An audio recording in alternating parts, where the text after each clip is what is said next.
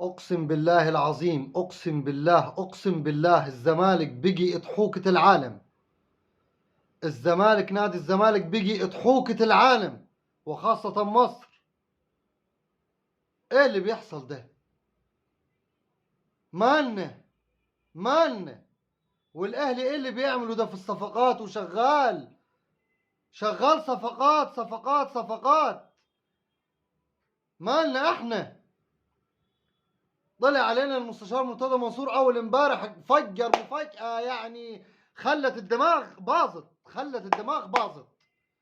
قال لنا احمد فتوح وعبد الله جمعه بيتعاطوا مخدرات وبيرافقوا مش عارف ايه. فضح امنا، فضحنا، فضحنا في مصر وفضحنا بره مصر.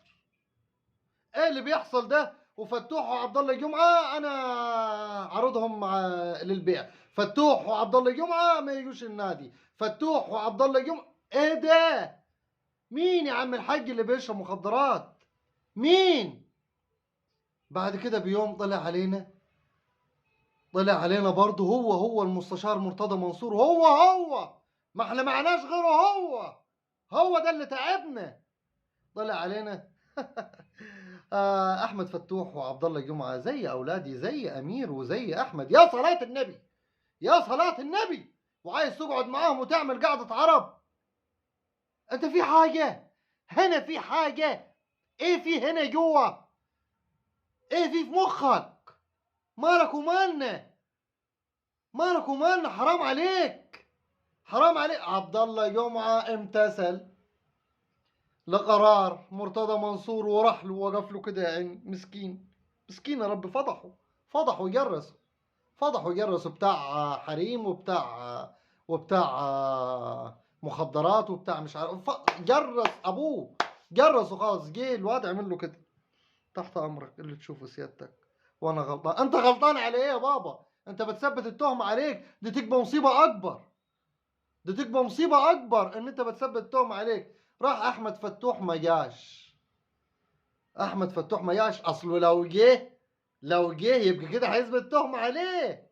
ركز، لو جه الواد هيثبت تهمه عليه وهتبقى مصيبه اكبر، هتبقى مصيبه اكبر. احمد فتوح ما جاش. قال انا هديك مهله لحد 10 الصبح، النهارده 11 الظهر. ما جاش. هتعمل ايه؟ هتعمل ايه؟ هتوقفه؟ هيلعب، وهيلعب غصب عنك، هيلعب غصب عنك. فيها دي هتبقى حنفي، تاني حنفي وتالت حنفي ورابع حنفي. ما انت كده هيكسر كلامك، كده هيكسر كلامك. هو مش مجلس الإدارة ان انت تعمل لي نادي نهري وتجيب شوية ترابيزات وشوية كراسي وتعمل كافيهات. مش هي دي، مش هي دي الإدارة، مش هي دي الإدارة. قرارات وصفقات، قرارات وصفقات. اتقي الله فينا. حرام عليك، حرام عليك. بهدلت اللعيبه. وطلع لي الكابتن جمال عبد الحميد. اصله مفيش فرق يعني. طب ما ايام موسيماني، ما موسيماني كان بيقول على لعيبه النادي الاهلي ان هم 80% منهم بيتعاطوا الكحول. احنا مالنا يا عم؟ احنا مالنا؟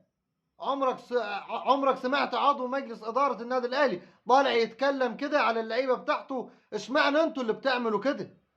اشمعنى انتوا اللي بتعملوا كده؟ حاطين ايه هنا؟ ما انا مش عارف، انا مش عارف. فضحتوهم وجرستوهم. وطلع ابو احمد فتوح قال لا ابني مش هيروح. خلاص خلصت وكركبت، خلاص خلصت وكركبت.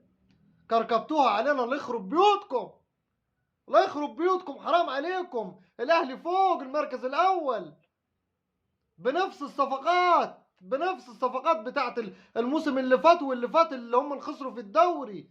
اقول لكم على حاجه، ما تستنوش الدوري السنه دي. اقول لكم على حاجه اكبر وسجلوها عندكم: استنوا زمالك 2005 في وجود الراجل ده. خلاص، ما احنا ابتدينا نهد، احنا ابتدينا نهد في النادي. خلاص كده خلصت. بس خلي بالك من غضبة الجماهير. الجماهير مش هتسكت على تشويه اللعيبة ده. مفيش واحد من الجمهور هيسكت. ما انت ما تطلعش تقعد تشوف في اللعيبه. حرام عليك، حرام عليك، جرفتونا، جرفتونا وصدعتونا. ايه ده يا عم ده؟ سلام عليكم.